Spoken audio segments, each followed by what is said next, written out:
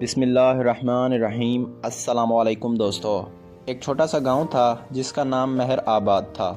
یہ گاؤں پہاڑوں کی نرم گھنی دھند میں چھپ کر بسنے والے لوگوں کا مسکن تھا۔ مہر آباد کے لوگ بہت سادہ اور دل کے اچھے تھے، لیکن ان کی زندگی میں کچھ کمی تھی۔ وہ ہمیشہ ایک بہتر زندگی کی تلاش میں رہتے، مگر وسائل کی کمی اور حالات کی شدت کے باعث ان کی زندگی ایک دائرے میں گھوم رہی تھی۔ گاؤں میں ایک لڑکی رہتی تھی جس کا نام نورا تھا۔ نورا بچپن سے ہی بہت ذہین اور سمجھدار تھی۔ اس کے اندر ایک خاص قسم کا جذبہ تھا کہ وہ دنیا کو بدل سکتی ہے۔ اس کی آنکھوں میں ہمیشہ ایک خواب کی جھلک تھی۔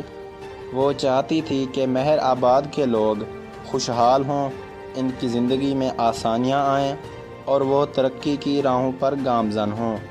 نورا کے والدین کسان تھے اور ان کی زندگی بہت سادہ تھی۔ ان کے پاس زیادہ دولت نہیں تھی، مگر وہ اپنی محنت سے زندگی گزارنے میں خوش تھے۔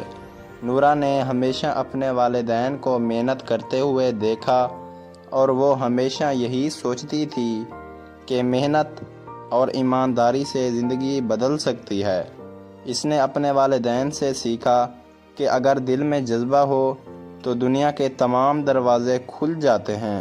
ایک دن نورا نے گاؤں کے بزرگوں سے سنا کہ کچھ فاصلے پر ایک بڑا شہر ہے جہاں لوگ تعلیم اور ترقی کی راہوں پر چل رہے ہیں۔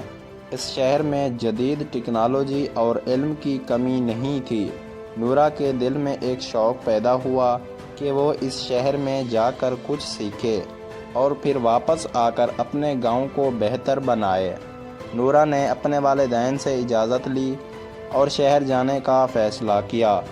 گاؤں کے لوگ اس کے فیصلے سے متاثر تھے اور انہوں نے دعاگو ہو کر نورا کو شہر بھیج دیا۔ نورا نے شہر میں کئی سال گزارے۔ وہاں کی یونیورسٹی میں اس نے مختلف علوم کا مطالعہ کیا، خصوصاً زرعی ترقی، معیشت اور تعلیم کے شعبے میں۔ اس دوران اس نے کئی ایسے طریقے سیکھے جو گاؤں کی ترقی میں مدد دے سکتے تھے۔ چند سال بعد نورا واپس مہر آباد آئی۔ اس نے گاؤں کے لوگوں کو بتایا کہ وہ نئے طریقے سیکھ کر آئی ہے جو گاؤں کی زندگی کو بہتر بنا سکتے ہیں۔ نورا نے سب سے پہلے گاؤں میں ایک تعلیمی ادارہ قائم کرنے کا فیصلہ کیا تاکہ بچے تعلیم حاصل کریں اور ان کے دماغ میں نئے خیالات آئیں۔ نورا نے گاؤں کے کسانوں کو جدید زرعی طریقے سکھانے کا بھی ارادہ کیا۔ اس نے شہر سے آ کر زمین کے بہتر استعمال اور فصلوں کی زیادہ پیداوار کے لیے جدید آلات گاؤں میں فراہم کیے۔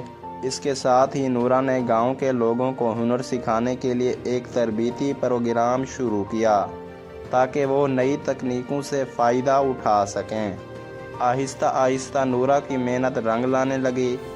گاؤں کے لوگ جدید علم سے آراستہ ہو گئے، بچوں نے تعلیم حاصل کی اور کسانوں نے بہتر طریقوں سے فصلیں اگائیں۔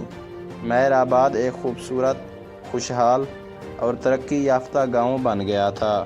نورا نے ثابت کر دیا کہ محنت، لگن اور علم سے کسی بھی کمیونٹی کی تقدیر بدل سکتی ہے۔ اس کی زندگی کا مقصد صرف اپنی خوشی نہیں تھا، بلکہ وہ چاہتی تھی کہ اس کی کوششوں سے پورا گاؤں خوشحال ہو اور لوگ ایک بہتر زندگی گزار سکیں۔